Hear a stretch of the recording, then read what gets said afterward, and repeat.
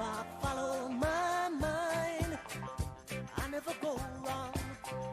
I would have sing that song, it wouldn't take so long.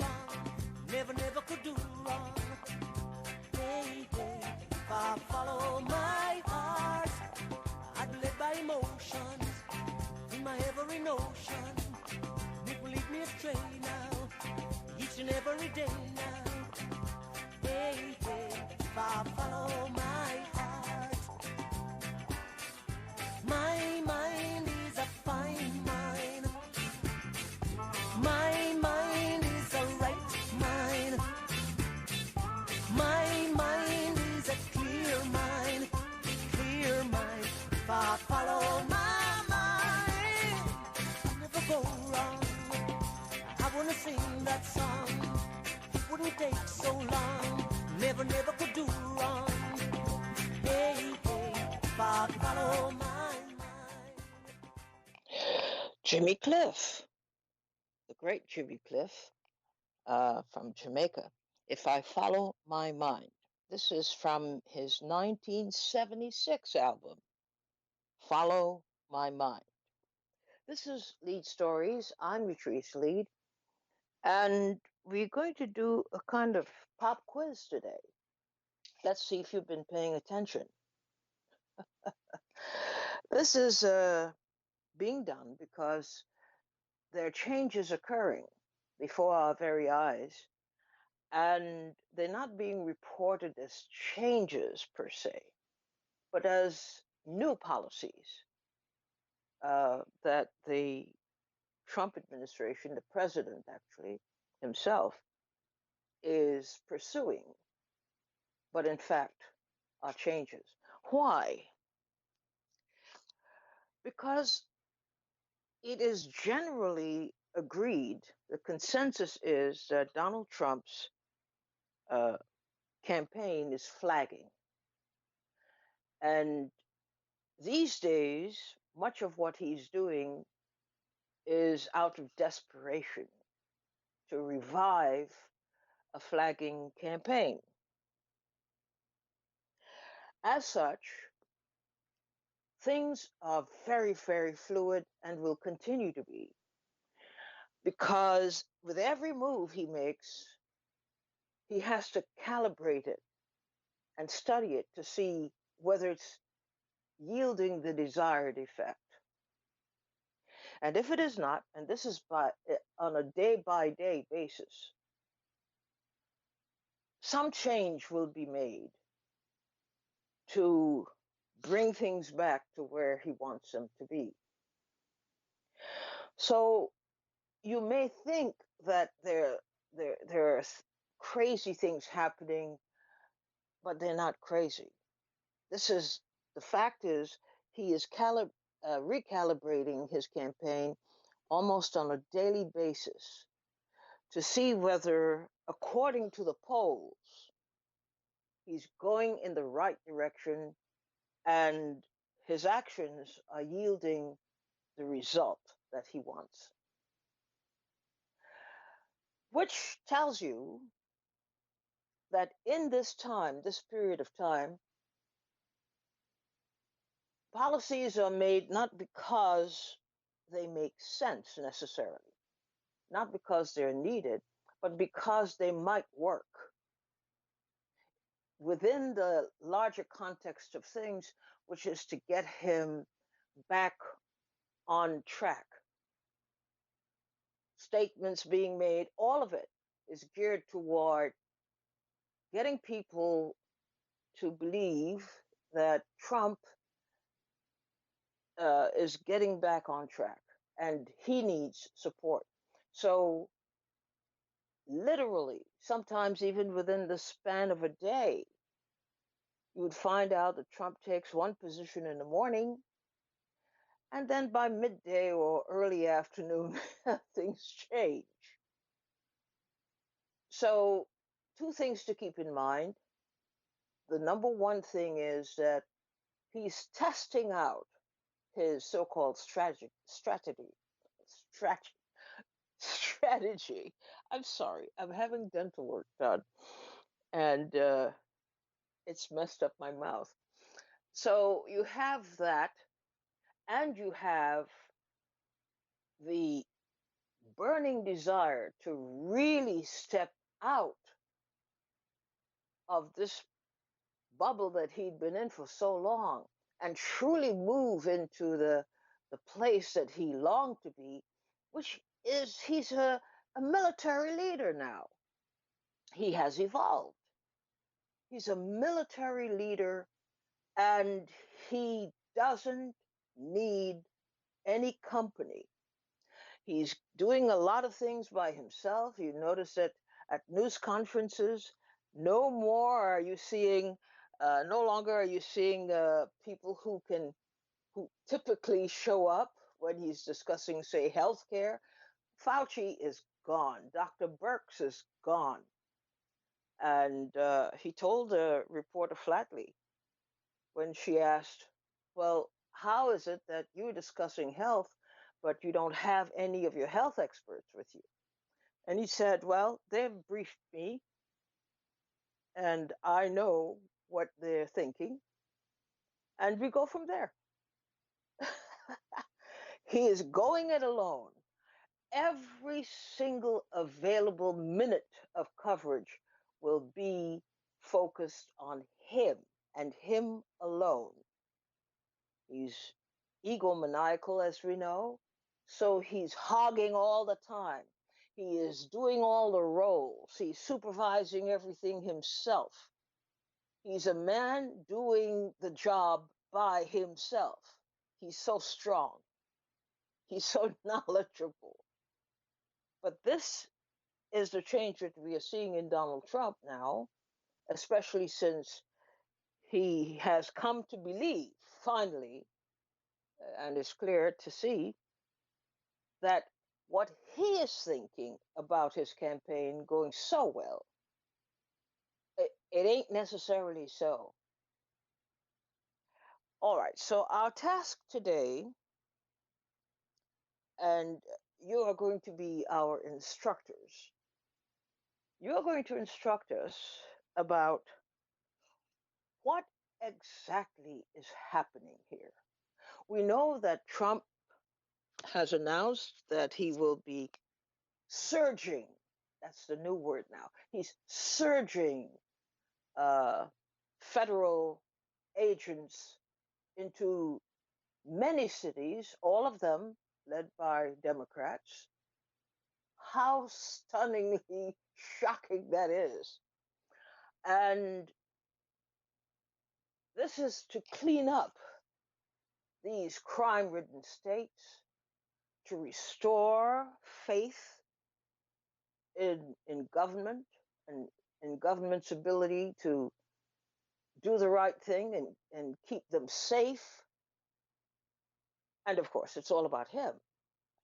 He's a one man band. He's a general, after all.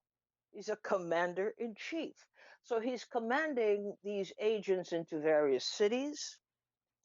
We know that he's headed next to Chicago, but on the list is New York, uh, Philadelphia, Baltimore, Detroit, and other interesting venues where people can't wait until some people, the protesters, can't wait to be confronted by federalized troops in their city.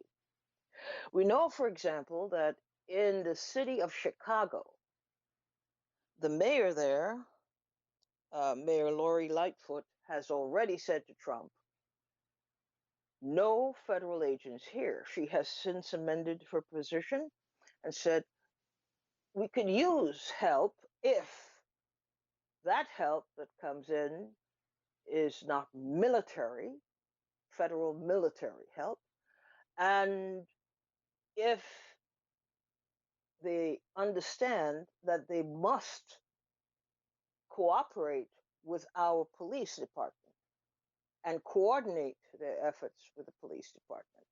But more than anything else, she says, what Chicago needs and many cities that are under duress, what they need more than anything else is support.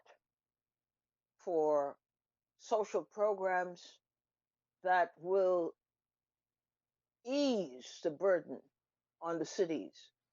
The cities, for the most part, for what they have to do, they can't just decide, well, we put our emphasis on police force. They're saying that we cannot deny the social implications and the demands that are made and the obvious solutions that could come out of ratcheting up the social budget. So that is the level of talks that she expects to have, but it is not clear that Trump expects to talk to anybody. So your task today is to explain to us, all of us, what you understand the issue to be and in what ways you can say that Donald Trump is showing not a sign of strength, but in fact digging a hole for himself. And how might he be able to get out of it uh, if, in fact, you think he is digging a hole for himself? As my Senegalese friend used to say, this feels like digging a hole to fill a hole. But this is a very interesting time, and we should watch it very closely because Trump is betraying a number of things that he didn't expect to betray. One is he is desperate to revive his campaign and put it on the right track. He is desperate to emerge in this whole scenario as the leader, the one. He knows his campaign is falling apart, but yet in these cities, he can't quite figure out who his base is. There's a lot going on here that we are not being told, but you will tell us today at 888-874-4888. I will prod you and poke you in the right directions, especially if you're on the verge of telling us something really revelatory. My job is today is to get it out of you. But I want to know to what degree you can explain from your own understanding what it is we are witnessing in this time. What is the significance of it? And how are we to receive it? Okay? 888-874-4888 is the number to call. And let's get on with the show. What is going on in this phase, this political phase, where the President of the United States is expanding his role and his profile and hoping to do so with great authority, but he's encountering a lot of problems, although the press is doing a pretty good job of helping him cover it up. But it also has to do with a flagging, that's what I've called it, a flagging campaign. He has to do something to get back on top. 888-874-4888. Let's get on with our task today, which is you are teaching us and informing us as to how we are to understand what is happening right now. Right now. What is going on with Donald Trump and his campaign? What is this supposed to do? How to fix his campaign? Is it working? And will it continue to work in the other cities that are targeted, such as uh, Philadelphia, such as Detroit, Baltimore, and other cities, New York City? He's taking dead aim now at Chicago, but and we've seen what happened uh, recently, and we now can pretty much figure out what is going on with his campaign? What is going on with him? What is he trying to accomplish? Are people falling for it?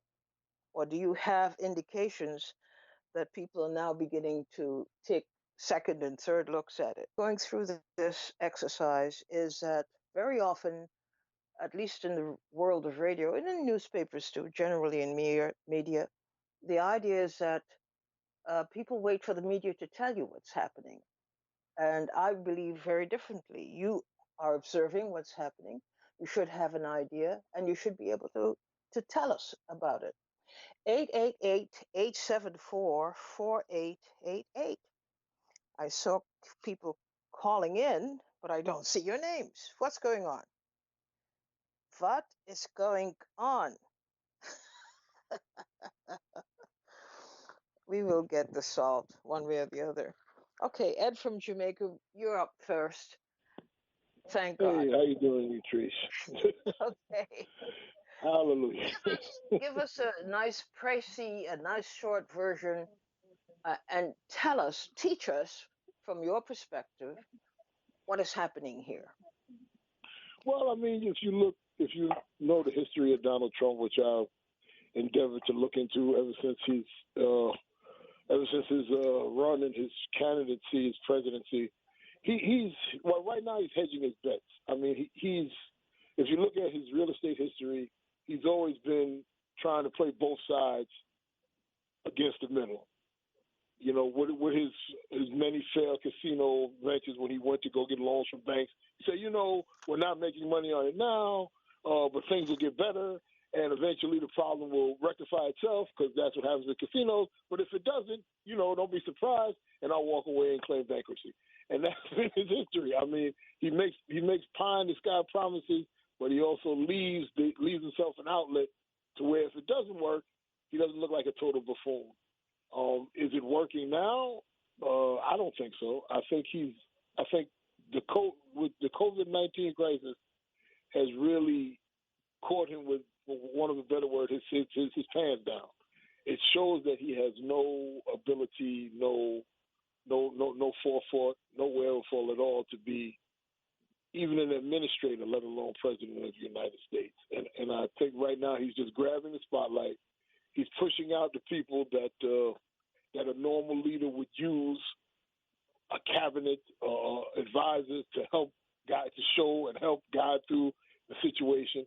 He's claiming the spotlight for himself, and he's trying to get all of the available time left in the 100 days up to the election to sway that middle base, what do you want to call them, suburbia, the upper middle class, because that's where I think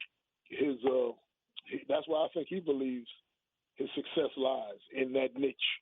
If he can influence that niche of Trump voter, person who won't vote for, who's not excited by Biden, but who trying to overcome that disappointment they have with Trump, that'll just stay home. That's who he's trying to reach now with the limited time he has left before the election. To your mind, what is a glaring flaw in his strategy so far that it's just not working? Well, I mean, this whole thing with the secret police, the violation of the Posse Comitatus Act, which I don't understand why is not a main point of anybody in government anywhere saying that, hey, this guy is violating the fundamental tenets of the Constitution. He's employing federal agencies under his direct control to do local law enforcement, and that's not allowed. I mean, like it or not, it's not allowed. I think that is really hit a nerve with a lot of people. Just a vox pop, the people I talk to, it's really hit a nerve with them. It's bringing them ideas or days of back of Nazi Germany. It's bringing them ideas of days of back of fascism. People who can't remember that, or they're talking about him in that context, and that's scaring a lot of people, and that's going to bring a lot of people to the polls that normally wouldn't come. What is immediately discernible in terms of the strategy he has, the cities he has chosen to surge in? What is immediately observable here? I mean, they're democratic cities. They're cities with a large, for want of a better word, African American minority component. They're cities that I mean, one of your callers said yesterday, it could even spark a race war as far as the division that he's initiating within the country. He's attacking cities that have protested him. He's attacking cities that are Democrat. He's attacking cities that are largely minority or have a large minority-based population, and he's fragmenting the country. And he's also, I would say, he's also saddling the burden or blaming these so-called minority populations for the ills of the city. Also, when you segregate things like that, what do you think he even thinks about it? Do you think he even cares that he's seen? This whole program is being seen as race motivated. Well, I think he's playing to what is his constituency. He's playing to the people that got him elected. I mean, a large part of what got him elected was the fact that for 8 years we had an African American president, whether you like him or not, and that played a major part into him being elected. There was a lot of white resentment. There was a lot of people in the swing states that would have never come out or hadn't come out for the 8 years that President Obama was in, came out because of this guy, because of the foment, the conspiracy theories, the race baiting, the fomentation that he brought forward, and he made it legitimate. He made it what was becoming passé. He brought back to light, and he made people comfortable with their prejudice attitude. Made them feel like, hey, I got the right to do this. Make America great again. These people are bringing down America, and I'm with this guy. So rah. He was the cheerleader for that, and he made it acceptable for a certain period of time. And what has happened recently with George Floyd and COVID-19 brought that ugliness of America out into the daylight because America had to sit and look at it. They couldn't go to work. They couldn't push it under the rug. They had to sit with it and look at it and see the ugliness, and the world saw the ugliness because everything was on pause. So that really threw a monkey wrench in his quote unquote campaigning plan. Well, thank you, Professor. You did a great job. Thanks so much for your explanations and for elucidating. I think you were right on point. Thank you. Lincoln from Mount Vernon, you're on the air. Hi, how are you, Utrice?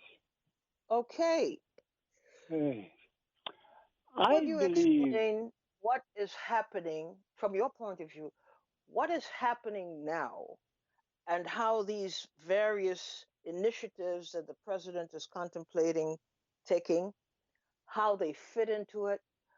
Do you agree or disagree that his campaign is kind of falling apart, and this is in fact a response to hurriedly shore up his flagging campaign? I think it's manifold. One is he's dealing with a war, and contrary to popular opinion, I don't think he's going it alone willingly. I think, for example, not having forces. We have to. I think he realizes that he doesn't know who to trust, and that his cabinet is filled with spies and people who are sent to overthrow him. I don't think he trusts forces, and I don't trust forces. And if you've done a lot of research on COVID, I remember one particular time Donald Trump was questioned, and he was talking, and he said, in reference to COVID, he says it's fake anyway. and I don't think he means it's fake in the sense that it's not a real disease. I think deep down he doesn't believe it came out of China, and deep down he knows that it's a pandemic. Deep down he knows it's biowarfare, but he cannot admit that because of his position. He cannot use that as a teachable moment and say to the people, hey, look, just like Ebola, just like AIDS, this germ warfare. There's people inside our country who's designing this. He also realized that everything has been weaponized against him. COVID has been weaponized against him, and everything has been used to strangulate him. And so he is approaching this like it's a war. And he's also capitalizing on failures. Because, yes, like, for example, Baltimore, when he spoke about it as a shitty town, it was indeed a shitty town. None of these people did any good for these towns. I mean, look at what do you call it, at Chicago. In 1 week alone, 70-something people shot. Another week, 80-something people shot. Another week, 90-something people shot. That is out of control, and we can't blame Trump for that. We're supposed to blame those Democrats. All these towns with homelessness, like Nancy Pelosi's town, she's there criticizing him, and California is rampant with homelessness. So Donald Trump, because of his buffoonery, he's being used as a scapegoat, and he recognizes that. And I want to say this to you. I once said this on your program. I said, do you know why he chose, what's her name, as the educational secretary? And a lot of people DeVoe. A lot of people are not aware of this. She is the but you're straying off the topic. No. I was going to show you something. Okay, go ahead. Stay on point.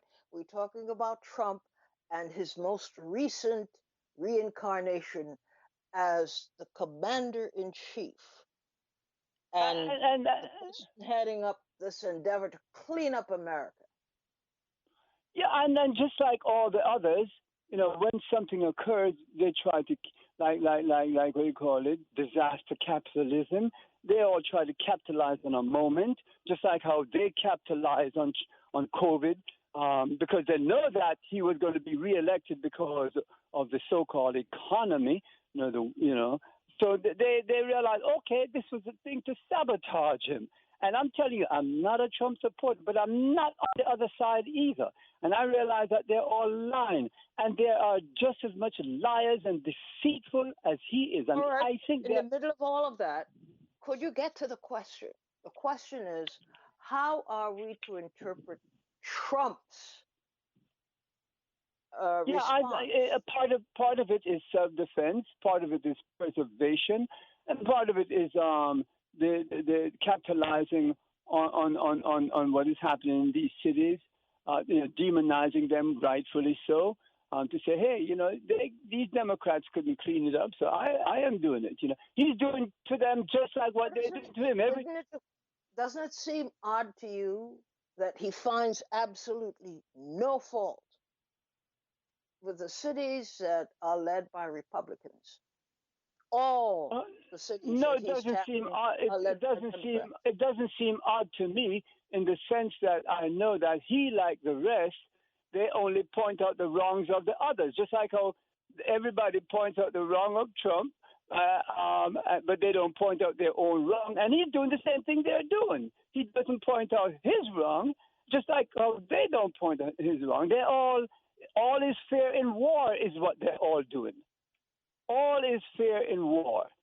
Both sides are doing that, and he is using that method. All is fair in war. I lie when it suits me.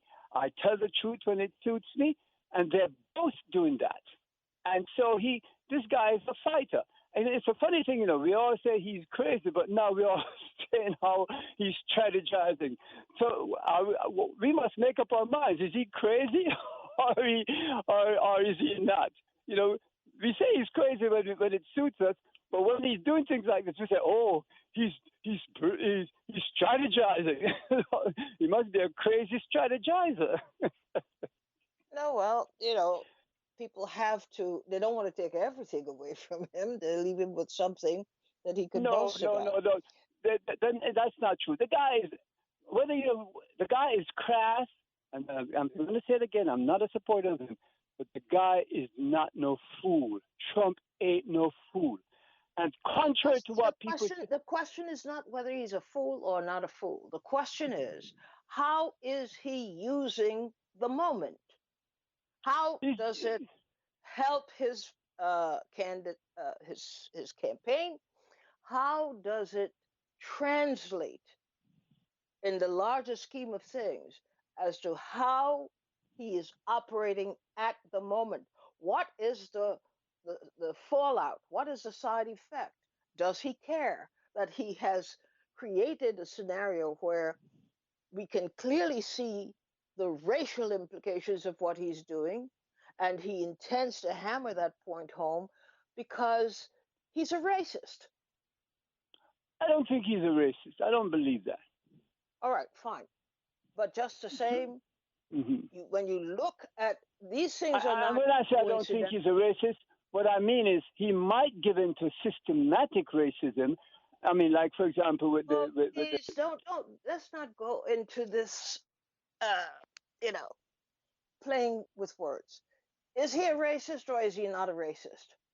His own niece says he's a racist. She's a but his niece might have been disgruntled because she didn't get any money.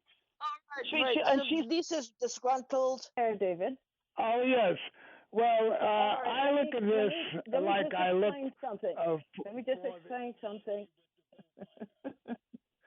Let me explain.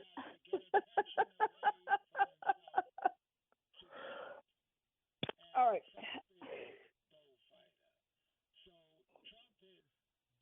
All the attention to the social dislocation in certain places in the country and what he calls riots and so forth. And all the attention goes on that. And as a result of what he is saying, he's putting the attention off on those social situations that aren't good and away from himself and rallying his base to support him so he can get a second term. It's very basic. You get attention away from yourself and you bring it somewhere else, and you get the people who you potentially think are supportive of your racism, which is rampant throughout the country, and the ignorance of people because of their lack of education. They get their training, but not education, and you can sway them where you want them to go. So he's made a calculated decision to do this. Now, there's some people in the party that he is enrolled in that maybe don't agree with him on that. But he's made that decision, and he's going forward with it.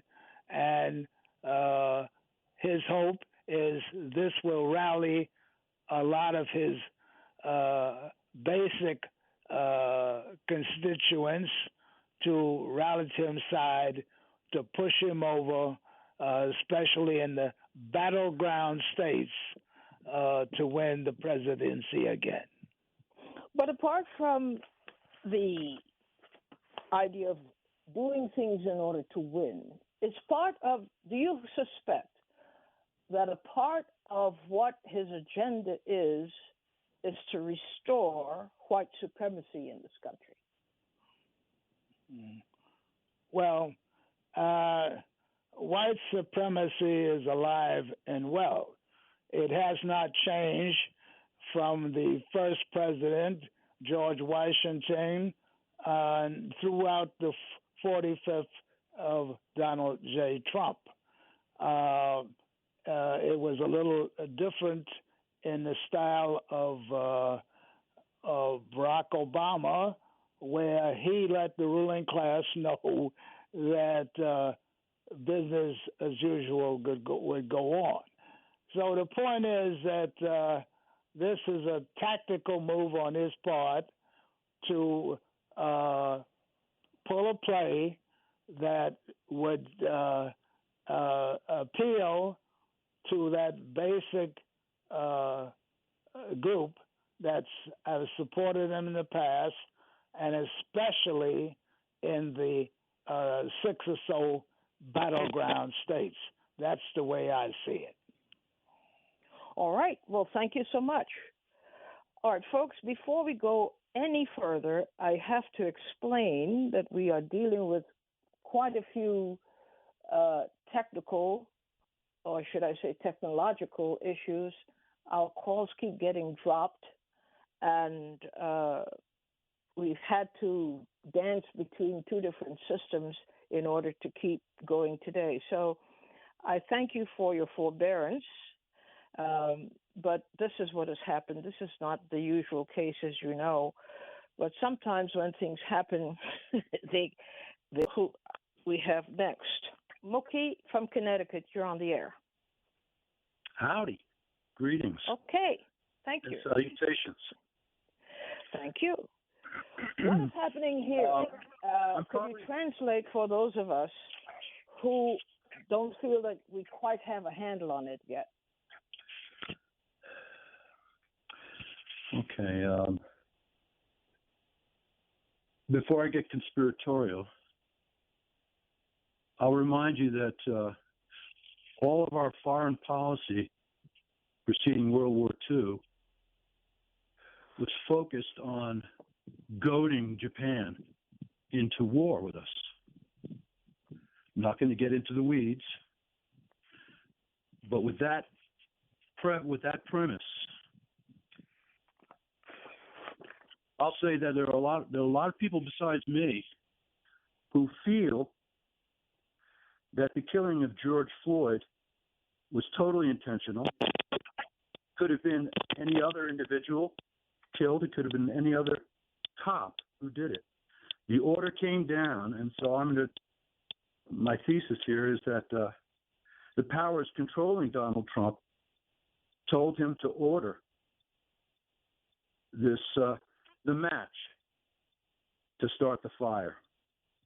This is a war on America, and we're being goaded into it. And I wouldn't be surprised that if it turned out, if it was proven somehow, ultimately, that a lot of these shootings in the cities are being done by the establishment, by cops, by agent provocateurs, turning peaceful rallies into riots. So, yeah, they want to paint the American people as being so violent that they need to be controlled. We will continue this discussion. Hopefully by tomorrow, we will have a clear picture and a clearer connection. But it is important for people to articulate for themselves. I'm a firm believer in that. You tell us what you think we ought to know, but people are going off into all these different tangents, and it is the one frustration I have about this program and taking phone calls. For some reason, when people get on the air, they think they need to talk about everything.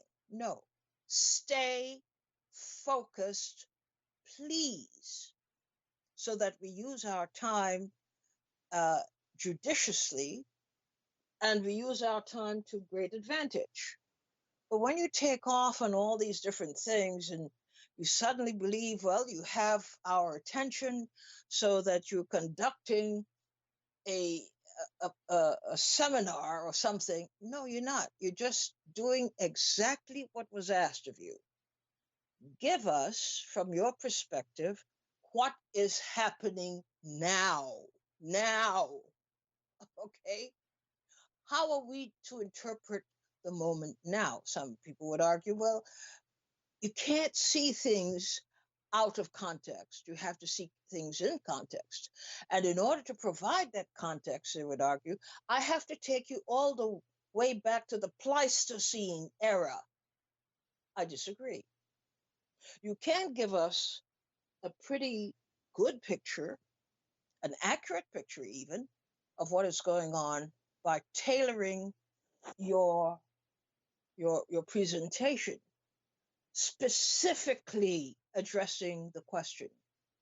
We're not doing too well in that department, and I'm urging you, because I'll have to get a little bit more rigid in that department, that we don't waste time on things that are ancillary, that we concentrate on the specific issue that we're dealing with at the moment. So it's an economy of time that we're operating with here.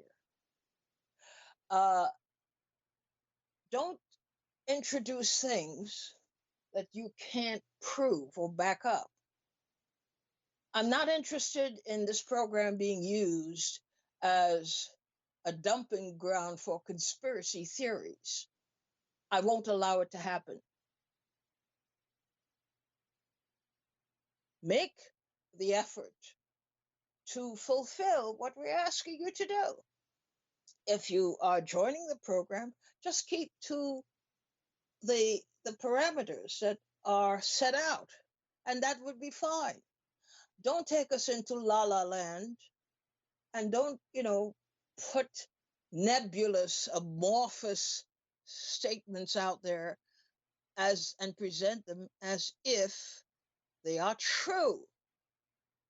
Then you would force me to become extremely resolute, and we can't have that.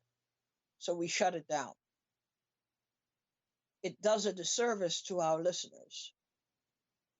And the whole idea is the exact opposite: to educate, not miseducate, not mislead, not make something up which you think is plausible, but in fact cannot be supported by evidence, which of course you would cite if indeed it were not so. If it were that you have a very good point, a strong point, you would also accompany it with some reference to evidence that is credible. We're upping our game here. Let me make it very plain. We're upping our game. This is not going to be passive radio where you just listen and you get information. No, you are also a producer of information. Therefore, you have a greater burden to bear, and that burden is to shore up your argument with facts, strong references. This is not about getting on the air and yammering. I'm going to put a stop to that right away. We are blessed to have this medium to come together to engage in meaningful conversation. So let's not waste time, and let's not waste our listeners' time, and let's engage in meaningful conversation. I don't want to hear about, going back to the Ming Dynasty. You want to prove a point about what's happening in Baltimore. You could edit what you need to edit to be relevant still. You get the point. This is not, as I said, this is not idle radio. This is radio that is meant to be actionable, radio that is meant to provide you information that you can use. And this is radio that assumes you are interested in education, self-education, and sharing what you have to offer. So I have to insist that we maintain a high quality of radio. I can't allow people to use the radio as their personal platforms to preach, to become ideologues on the air, to engage in metaphysical stuff. I can't take that. We're not going to have that. So I'm stating that unequivocally today. You've given a topic to the very best of your ability. Stay to the topic. Don't sway, because then you're not serving your purpose well. And I'll have to move on to somebody who will. let's be very resolute about this. This is not a joke. This is serious radio, uh, SERIOUS radio, and we want to use it appropriately. So, once again, I thank you for your patience today with the glitches that we had. The tech folks have been working even as we are on the air, chancing disconnection and all the other mayhem that was occurring behind uh, closed doors. But hopefully, we'll be in good shape tomorrow and we will proceed. We just are a hardy group. We go with the flow. If things are not flowing, we go with that too.